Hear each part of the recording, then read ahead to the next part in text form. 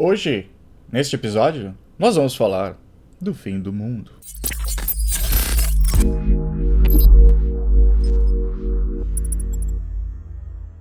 Hello Battle Brothers and Sisters, bem-vindo a mais um episódio do universo do Warhammer Fantasy. Pois é, Fantasy porque hoje nós vamos falar da origem do Age of Sigmar. E para contar essa história, nós temos que falar primeiro sobre o fim do Velho Mundo.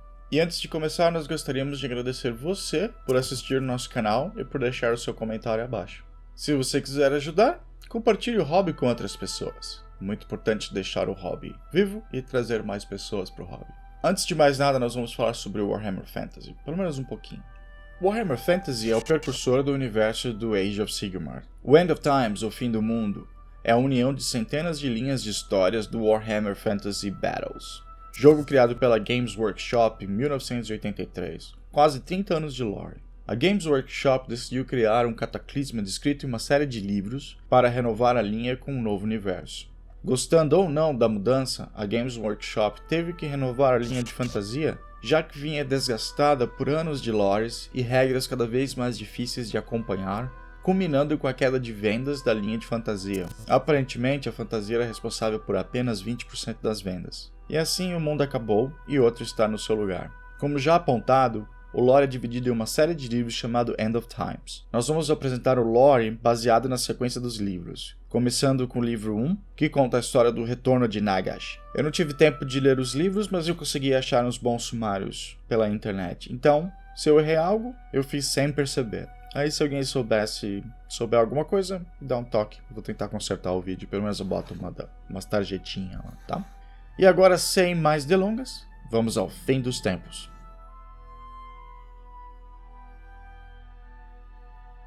Nossa história começa com as crônicas da ressurreição de Nagash. Nagash foi o necromancer que parece um rei egípcio. Claro, Egito meio que liga com morte e ressurreição, por isso necromancer. Ele é o mestre das artes negras e morreu e voltou à vida várias vezes. Desta vez, a sua ressurreição foi um pouco diferente. Ele foi trazido das terras dos mortos com seus poderes no máximo. Os 3 primeiros integrantes do grupo que ressuscitaram Nagash, mais tarde, foram nomeados como Mortarchs, composto inicialmente por Manfred von Castor, Neferata e Archeon. Eles reúnem todos os artefatos necessários para reviver Nagash. Nagash, então, não perdeu tempo e viaja do seu local de renascimento na Silvânia, tipo Transilvânia, que nós conhecemos, ou seja, uma terra de mortos-vivos. Aliás, é bom citar que tudo no Warhammer Fantasy é mais ou menos ligado com o mundo real, tem uma conexão com o nosso universo. Então, por exemplo, os mortos-vivos estão em Silvânia, que seria Transilvânia, e assim em diante. A ilha decide ir para as terras dos Tomb Kings, começando uma guerra dos mortos-vivos. Para quem não conhece a facção dos Tomb Kings, eles são os equivalentes aos egípcios do universo. No passado, Nagash tinha construído uma gigante pirâmide negra. Ele vai até o local e transforma sua pirâmide em um redemoinho de energia da morte, e o local se transforma no ponto focal de magia da morte no planeta. Com esse poder, Nagash foi capaz de derrotar completamente a facção dos Tomb Kings. Nagash acaba dominando todos da facção, consumindo a todos, inclusive os principais líderes, acumulando ainda mais poderes. E agora, o Senhor da Morte tem um exército gigantesco de mortos-vivos a seu poder. Enquanto esses acontecimentos ocorrem, o mundo começa a mudar. O mundo estava sendo envolvido por magias da morte, e os mortos em todos os lugares começam a renascer dos túmulos. Imagina essa situação.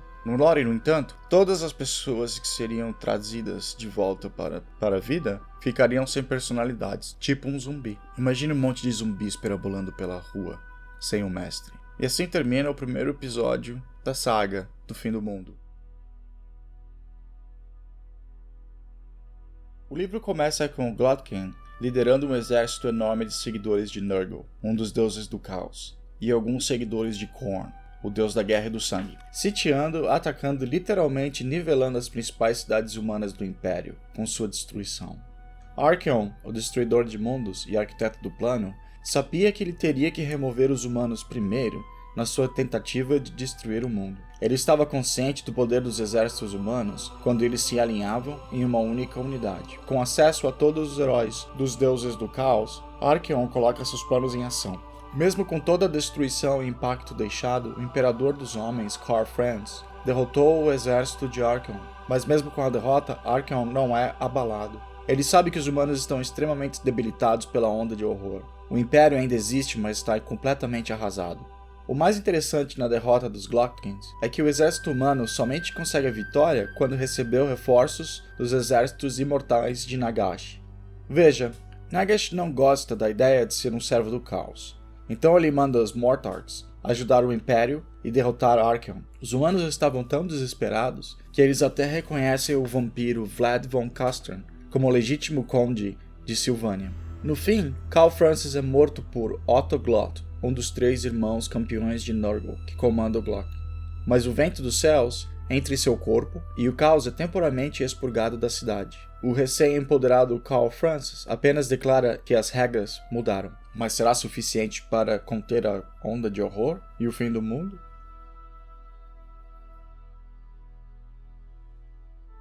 O terceiro livro da série é sobre o Kain.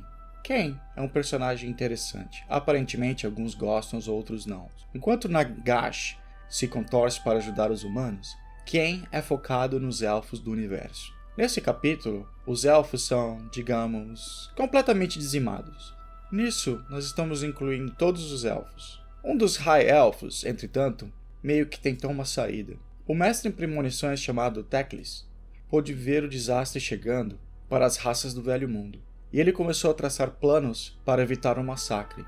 Ele então teve a ideia de usar os Ventos da Mágica, ou Winds of Magic, e para quem não sabe, no Velho Mundo, o mundo é cercado por 8 tipos de Winds of Magics. Ele decidiu então concentrar os poderes e fundi-los com 8 dos melhores guerreiros do Velho Mundo, ligando uma linha de mágica para cada um dos heróis. E assim, com um exército unificado, ele poderia lutar contra as forças malignas. Na Terra dos Elfos, existe um funil de energia onde todos os ventos de mágica se reúnem. Ficaria fácil para colher todas as energias necessárias. Os elfos então decidiram parar o funil, para que os ventos de mágica ficassem soltos e pudessem ser recolhidos e fundidos com os heróis. Claro, falando assim parece simples, mas quando eles fizeram o ritual e pararam o funil de energia e mágica, a Ilha dos Elfos começa a desmoronar. Quando isso acontece, a proteção dos elfos é removida e as forças do caos invadem o reino. Tirando o fato que os elfos estão em guerra civil por milhares de anos, não existe palavras para descrever os horrores. Simplesmente não sobra nada. A destruição é tanta que Slaanesh, o deus do caos dos elfos negros, é descrito se enfartando de almas dos elfos. Mais almas que ele consegue beber. Slaanesh bebe tanto que ele aparece inchado.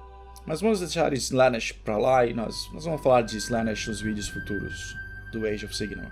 Apesar da destruição da ilha, o plano funciona, e Teclis consegue conectar certas magias com os heróis. Até agora, Nagash, com o Vento da Morte, Alarielle, agora líder dos Elfos da Floresta, reivindicou o Vento da Vida, Karl Franz obteve o Vento dos Céus, a Luz foi estucada pela equipe de Teclis, possivelmente para alguém mais tarde, e Malekin pegou o Vento do Fogo, mas acabou no final recebendo o Vento das Sombras. Claro, conseguir os ventos e seu poder significava desfazer o vórtice, e isso fez com que a ilha de Utanan, a Terra dos Elfos, afundasse no fundo do oceano.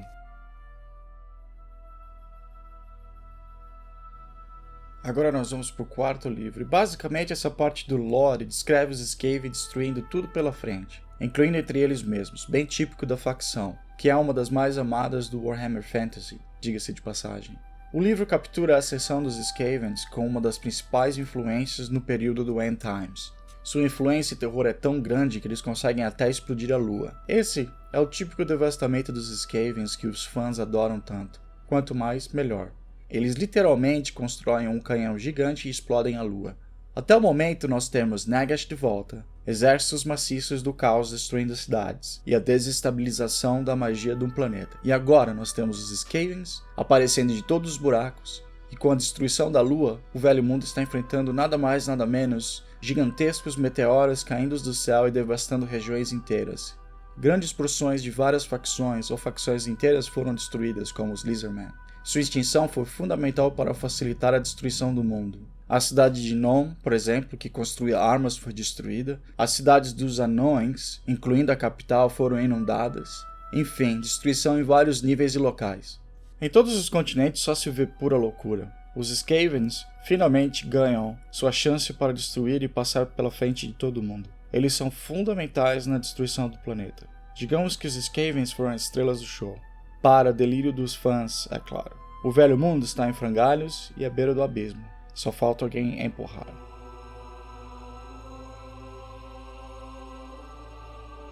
E agora chegamos ao fim do mundo. O fim do mundo é descrito no último episódio da série, onde as artimanhas de Archeon finalmente chegam à sua conclusão. Archeon começa abrindo um portal gigantesco da War que envolve o planeta inteiro e muda a realidade, e enquanto isso acontece, várias batalhas maciças estão acontecendo entre os sobreviventes das facções comandadas pelos heróis de Teclis, basicamente deuses no campo de batalha, que irão enfrentar Archeon na última batalha. A apoteose da última batalha é a cena de Sigmar combatendo Archeon. E o que é mais curioso é que no ritual que Archeon usa para criar o Warp, está claro que ele quer escapar e viver, mas o poder do Warp é tão forte que o portal destrói a própria realidade. Aparentemente, não tem uma explicação ao porquê Archeon queria destruir o mundo. O motivo simplesmente não está claro. Talvez essa seja a sua função. A saga termina com o velho mundo destruído, os deuses do Age of Sigmar são estabelecidos no Panteão, o caos está enfraquecido e se remove da cena, já que não tem mais nada para ser conquistado, e Archeon consegue finalmente destruir o mundo. Sigmar, então, aparece segurando o núcleo do planeta destruído, e assim começa a Era dos Mitos, ou Age of Myths. E é isso, esse foi o fim do mundo, um resumo rápido. Como eu queria manter o vídeo em um tempo razoável, eu só descrevi o plot principal da história. Existem muitas histórias paralelas e personagens morrendo, guerras e pestes por todos os lados. A fantasia acabou e agora nós temos Age of Sigmar, que aos poucos vai ganhando mais e mais respeitos dos fãs. Afinal, quase 30 anos de lore não é algo fácil de se esquecer. Mas é isso. Em vídeos futuros, nós iremos falar mais sobre o Age of Sigmar e nós iremos falar sobre as eras dos mitos, do caos e culminando, enfim, na Era de Sigmar. Esperamos que você goste do conteúdo sobre o Age of Sigmar e, por favor, deixe seu comentário abaixo. E claro, se você gostou mesmo, deixe seu like e se inscreva-se no canal. Até a próxima e, como sempre, The Emperor Protects.